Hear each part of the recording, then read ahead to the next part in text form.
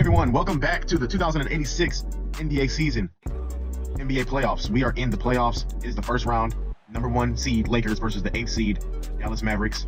As you know, the Dallas Mavericks have their superstar Wade Randall, who is coming off a season where he made the All-Star team, 3rd-team All-NBA. He's a former Defensive Player of the Year, all that good stuff. They acquired superstar point guard Henry Gilbert at the trade deadline, and so they've got a nice little duo here, and they're both going crazy this whole season. You know, Robbins did his little thing, but this is Game 5, man, and the Lakers are winning. They had a decisive victory. It's been a very back and forth series. It's been a very grit and grind, type of series. No one's really been able to get ahead, but this game was a statement victory for the Los Angeles Lakers, giving them a 3-2 lead in the series behind another player that was acquired in the trade deadline from Seattle, Rasheed Gregory, who was a 7-1 center. He is a former 3-time NBA champion, 1-time Finals MVP, and 4-time All-NBA, and 8-time All-Star. So he's 37, but he's still really, really good. He had 29 points, 15 rebounds, and 8 blocks tonight. 12 for 19 shooting. What a fantastic game. Look at this. Blocks, dunks. Look at this, man. Hey, little layup, little floater, rebounding, fadeaways, threes. He's doing it all. He does it all. And the Los Angeles fans were ecstatic. The Los Angeles fans were going crazy. And this what really made the difference this game. They started Nate Moore at the starting point guard position instead of Jacob Harrington. They normally start him. As you can see, they're both point guards. Nate Moore has been here since 2077. We drafted him 2nd overall, but he just wasn't really the point guard we thought. Like, he was, no doubt about it. He was great. But when it came to playoffs, sometimes he didn't really do as well. And so we ended up benching him for, he's a 4-time All-Star. But we ended up benching him for Jacob Harrington, who was really good coming off the bench for him. And so, but that hasn't really worked out as much. And so we started Nate Moore at the point guard because he is a very good dunker. He's extremely athletic. He's very strong and sturdy. He's 220, so he can kind of bump people out the way. Henry Gilbert, the opposing point guard, is a very, very physical, very strong defender as well. And so Nate Moore can match up physically with him a lot better than Jacob Harrington can. And so they started Nate Moore at the point guard position, and he had a fantastic game. 25 points, 14 assists, 2 steals, 10 for 21 shooting. But this is 3 for 6 from the three-point line. And we just told him to be aggressive, be extremely aggressive. Just go at the rim, just attack the defense. Because in this league, you need people that can attack the rim. Look at that. He can finish over people. Hey, he can finish with authority too. And then he can hit the 3 ball as well. That's what we need at the point guard. That's what you need at the point guard nowadays. Like, you need a point guard that can finish with authority, because that really puts the defense in a compromised position. And on top of that, it's just hard to you can't block him. You can, of course, but it's a lot harder to block someone that's dunking it than that's laying it up. And a lot of times, Jacob Harrington can get to the lane, but he can't really get the lift, and he can't really dunk on people like Nate Moore can. He can't just get in the air and start dunking. And so he's a lot easier to block. So we had him come off the bench, and he had a great game off the bench. He had 15 points, 8 assists off the bench. He had a few blocks. Hey, he can get up too now, like I said. Just not when the paint is packed, like Nate Moore can. And he had a lot of turnovers, and so did he. But yeah, Nate Moore, man, he was perfect. That's why they were reluctant to trade him. They were going to trade him away because of Harrington's improvements, but like, we can't give this up. We can't give away a player that can play like him. So they finally started him back after he's been cut off the bench a couple years in a row, and he's back in the lineup for the foreseeable future. Because Harrington is not like he's putting up good stats, but he wasn't really playing as well, which is why they're tied. Harry Nash did his thing. He was drafted 2nd overall back in 2078 right here, and he's been very good ever since. Very, very efficient guy. Look at this. Look at your shooting. Come on, man. It's beautiful. And so he almost got traded for Rasheed Gregory, but they ended up trading Donald Valentine, and they ended up giving away more picks in order to keep Harry Nash. But they're glad they did that. And then Antonis Giannou, I don't even know how to say his name, Giannou. He was drafted 19th overall into Portland. He was in Portland for a few years. He bounced around. He really couldn't find a home, to be honest. And he signed with LA after that because, like, Portland, I forget, but they had a whole bunch of shooting guards at the time. And so he kind of just fell out the rotation for whatever reason, because he wasn't really getting that many steals or anything. He wasn't that great of a defender at the time, even though he was very efficient. He was mostly just a shooter. And so, they just let him walk in free agency. So he signed with LA, and then he gets traded to Memphis that season. And then he signs with Orlando. And then he gets traded from Orlando to Phoenix as a part of that Steven Gibson trade. And so then he signed with Seattle after that. And he was with Rasheed Gregory. And then he got traded to the Lakers along with Rasheed Gregory. This trade deadline, This trade deadline, Giannou, Gregory, and Bosniak were traded to the Lakers. Bosniak, he was a number 1 pick a long time ago, 2069. He actually won a championship right here. 2073 with Gregory Jefferson and Alonzo Bosch and that whole team. They ended up winning a whole championship. So he was kind of satisfied after that, and so he just kind of stayed around with Cleveland for years, putting up great numbers. They were a competitive team too. They weren't just that good, but they were competitive at least. And so he gets traded to Seattle as they start to rebuild, and he takes a little bit of a dip offensively. And so that didn't really work out as well as they planned. So Seattle just decided to blow it up this offseason. Sorry, this trade deadline, they decided to blow it up and start rebuilding for real, because they were trying to rebuild. They were trying to semi-rebuild and semi-contend, because Rasheed Gregory is actually the last player from their championship team. Seattle Supersonics had a championship team in 2074, 76, and 78. And the whole 2070s, really, they were a very competitive championship team. They had a guy named Marshall Joseph, who was an MVP and one of the best players in the league, a perennial All-NBA first team type of guy. And then they had another point guard who also made the first team All-NBA a couple times himself. He was a perennial All-NBA player. So that those two plus Rasheed Gregory was a very good combo. It was a dynasty. And so, but those guys have retired now. And so Rasheed Gregory was the youngest of the group, and he was the one still around. So Marshall Joseph, he probably retired somewhere around here, like early 80s, late 70s, something like that. And so he was in Seattle by himself for a little bit, as they tried to rebuild and still contend while they had Rasheed Gregory. They were trying to retool and kind of keep contending, but they just weren't as good as they used to be. So they were getting like 13th overall picks and stuff like that, like middle of the draft. So they were trying to maximize those picks, and still, like, it's kind of weird to rebuild when you still have a superstar. So they just ended up saying, forget it, let's just trade him away and actually rebuild. So that's what they did. And so now we have him here. Bradford Daniels, yes, he was a 12th pick back in 2079. He's been a solid center for them. He's not fantastic, but he's not bad either by any means. He's very athletic. He's very strong. He's very tall. So he can catch lobs. He can block shots. He can rebound very well. Just hasn't been like super duper consistent, but he has like the talent for sure. He's a very talented player. So he's been getting the start the last couple years. He's been doing pretty well. So then we have Lucas Fleming, who was a 21st overall pick. He was actually a draft and stash player, which are very, very, very, very, very, very, very, very, very, very, very rare nowadays. They really don't happen anymore. He was like the last draft and stash player, and it took a minute for him to kind of get going. But once he started getting going, he never looked back. It's the second time being an All-Star, second time All-NBA, but he's not doing that well in the playoffs. So we'll see what he does. See if he can continue he can become a real good legacy player in this league. So yeah, Bradford Daniels had himself a beast of a game.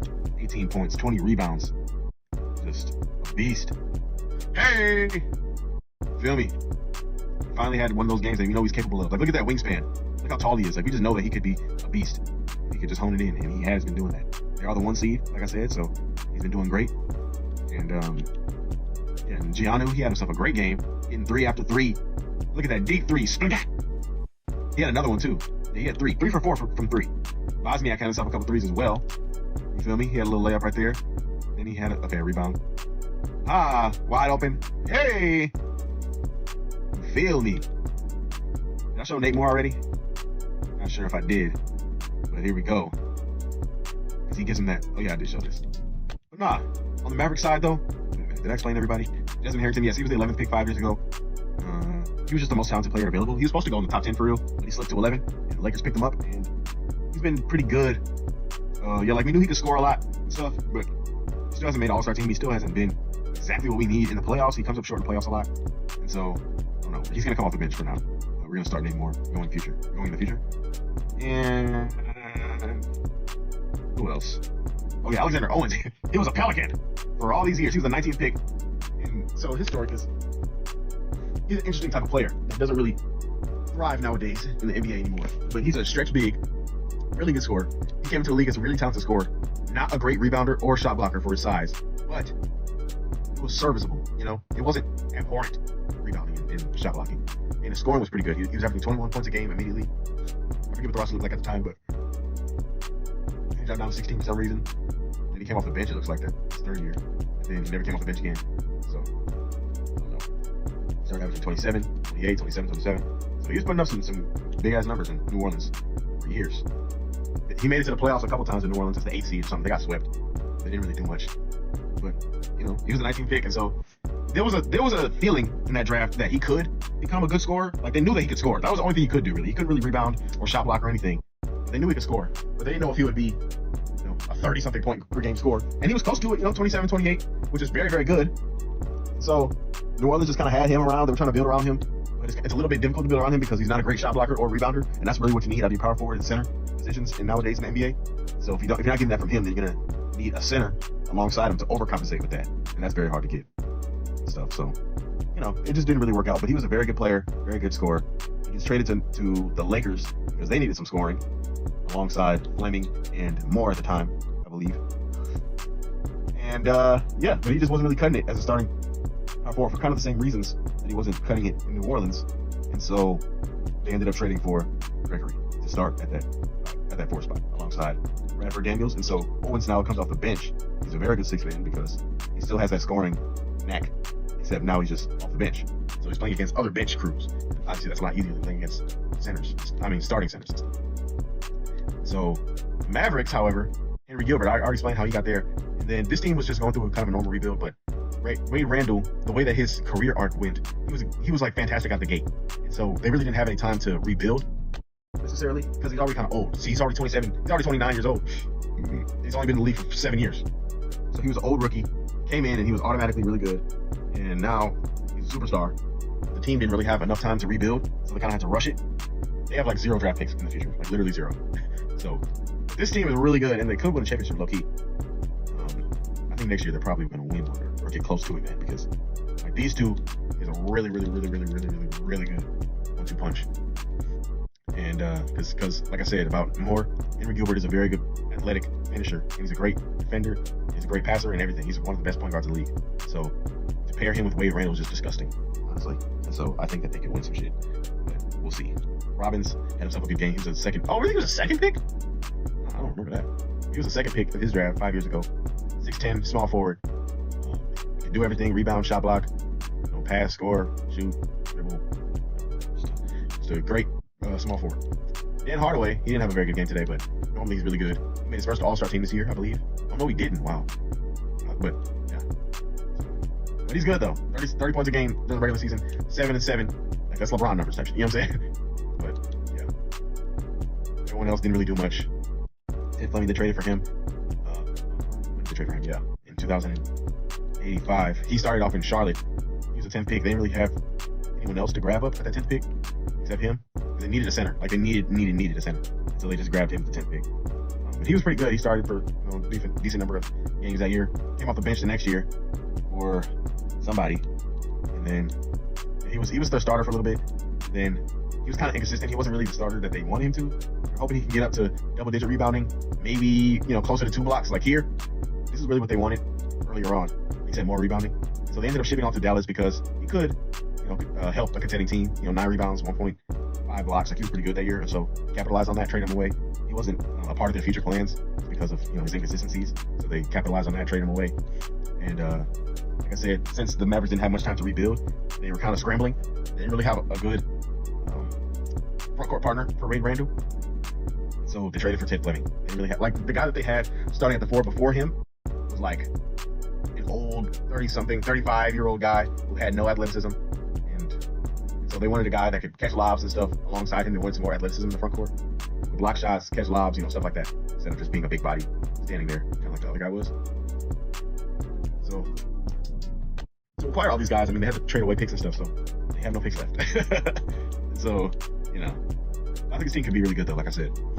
Bernard. He has a very interesting career. Yeah, he was a 2nd-round pick in Minnesota. They needed a backup point guard that year. So they drafted him, and they played him a lot because they literally needed a backup point guard. And so, yeah, he played every single game that year. He was very efficient too. Look at the shooting splits here. Like 70%, like that's really good. And so they were like, oh shoot, this guy is good. They ended up trading him away to Boston because they had a lot of point guards at the time. They ended up getting more. Like they drafted him out of need here. By the time he got to this season, they had a lot more point guards, and so he was like the shortest one. So they kind of just traded him. He couldn't really defend that well at the time or anything, so they traded him away to Boston. And they had no point guard at the time, like literally none. And so they saw like his efficiency and stuff off the bench. So they were like, you know what, he could be our starter. And so eventually he ended up starting for them. I think it was 29 games after the trade deadline when he started starting for Boston. Then he came off the bench and started this season. This season he was their full-time starter. He averaged 16 and 10. Which was very good for a 6'1", 2nd-round pick. You know what I'm saying? 16 and 10 is not bad at all. Very efficient. 49, 45, 98 splits. So, and only 32 minutes a game, by the way. So he wasn't even playing like a crazy amount. He gets shipped off to Brooklyn for Sam Guerrero. Because they needed a backup point guard. And I think they had drafted Herman Best at this time, 2079. So they had a point guard now, so Bernie Hood became expendable. Ship him off to Brooklyn, and then Brooklyn ends up losing their starting point guard, and so Bernard Hood starts starting in Brooklyn. He's in Brooklyn, putting up 16 and 11, 1.7 steals a game, very good numbers. And then he gets shipped off to OKC, along with Herb Sessions, I think, to start Brooklyn's rebuild, because Brooklyn, they were like competitive all down here. They were really competitive. They were in the conference finals in 2007-8. Brooklyn was in the conference finals, and they were really good all those years. And so they just started regressing a little bit. Other guys started getting older, and then they got Bernard Hood as a point guard, and he's just not a starting point guard on a championship type of team. And so, they just kind of blew it up, and they ended up trading him away to OKC. Pretty sure that's how the story goes. So he's in OKC, and that's a team with Bob McLeod and Herb Sessions and all that, Garrett Franklin and all that. And yeah, and he was a really good backup point guard because he's coming off the year doing all this. And so bring him off the bench is like a steal. It's like a cheat code, Bring a starter off the bench. So he was very efficient, and he ended up winning a championship right here, 2083 with them. Yep, that's when they won a championship. So yeah, he was up riding a high this year. They didn't win the championship, but he was still pretty good. Then the next year, he was pretty bad, starting off the year, that half season, and the team wasn't doing very good. So they needed to make a trade, and so that's when they traded for Juan Carlos Tavares from the Utah Jazz. And he was like 41 or 42 or something, so it really didn't take much to get him because the Jazz were really bad. And so the Jazz, like out of respect for Juan Carlos Tavares, they wanted to trade him to a contender. So they traded him to OKC for Bernard Hood and a guy named Al Jeffries and like a couple second-round picks or some shit. Nothing crazy. And so he was kind of rotting away in Utah for a little bit because he just wasn't playing that good. And so this season he was actually in Utah to start off the year, and then he gets traded from Utah to Chicago along with Kelvin Houston. Just to make the salary work and all that. He's still on a large contract, by the way. Not like a $30 million a year contract or something like that. And so, they didn't want that on their books. They traded him away to Chicago, who keeps him for like a couple games or whatever. And then he gets traded again to Dallas. And he really didn't play that whole time. He didn't play in Utah, even though they were really bad, because his shooting splits were bad, and he was already kind of old, like 28, 29. And they were trying to rebuild, obviously by trading away Juan Carlos Tavares, so they were trying to rebuild. So there's no point in playing Bernard Hood if he wasn't going to be good. So, he just kind of he was kind of just benched most of that for the rest of that year after the trade deadline. Same here. Before the trade deadline, he was really just benched. He really didn't play in Utah. He gets traded to Chicago. He plays like one game in Chicago, and then he was a part of another 3-team trade to end up in Dallas. And so here he is making a little redemption. I didn't even look at this. 21%. 21% from the field. Holy shit. 4 points a game. Now, that looks really bad. I promise you guys, he hasn't been that bad. That looks really bad. But yeah, that's how he ended up here. Matt Brand, he was in the Henry Gilbert trade. He was in OKC. He didn't really put up the numbers that they wanted immediately, so they shipped him off for San Antonio. They shipped him off to San Antonio for something. I don't even remember what. And then and San Antonio was developing, and so they were rebuilding. And so they kind of just let him grow and spread his wings, and he was really good immediately.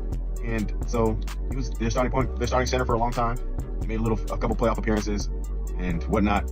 And like I said, they were trying to blow it up this trade deadline, so they shipped everybody away. They shipped away everybody. They shipped away Henry Gilbert, Matt Brand, Al Calloway, who was there. He was a 4th pick back in Milwaukee, 2074. He was good immediately out the gate, scoring a lot, whatnot. He ends up going to San Antonio, part of a trade. I think I've explained this in a previous video. Actually, I know I have, but he was traded for Dale Hickson.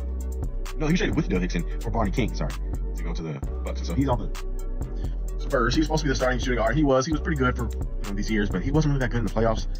He was kind of a thin guy, 6'4" only. He was pretty short for a shooting guard, and so it just didn't really work out that well in the playoffs. At least the regular season they were really good. In the playoffs they just weren't that good. So he ends up getting benched, and then he gets traded. So his career is a little bit on the downslope, and I think he was traded along with Fleming, I think, right? 84 to 85.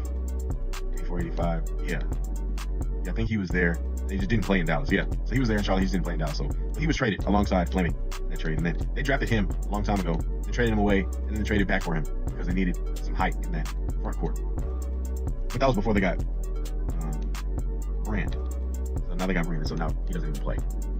But anyway, and Solomon, he's actually good. He was a 2nd-round pick this year, and he was shooting really good, very, very efficient. And so he's pretty good, but they didn't trust him in the playoffs, so they traded for Bernard Hood, who hasn't been good. So I guess they might give him some minutes. But anyway, that's the teams. Game 5 is a wrap. Lakers go up 3-2 in the series. So, we'll see. We'll see how this plays out. Yeah. Feel me? Let's get a good look at these guys. This is their team. 2086 Dallas Mavericks. Mavericks. Rags to rich.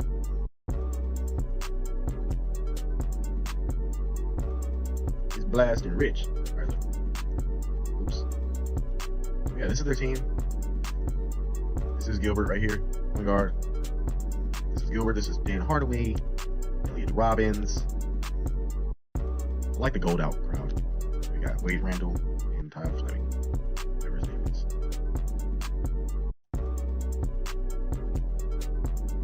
So yeah, man, we will see. Let's go back to the main menu here.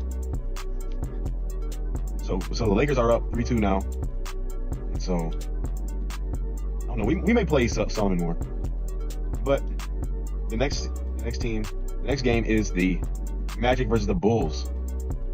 I explained them already, so be sure to stay tuned for the next episode to watch this game, and let me know which one to see next. And I hope you guys enjoyed. See you later. Peace.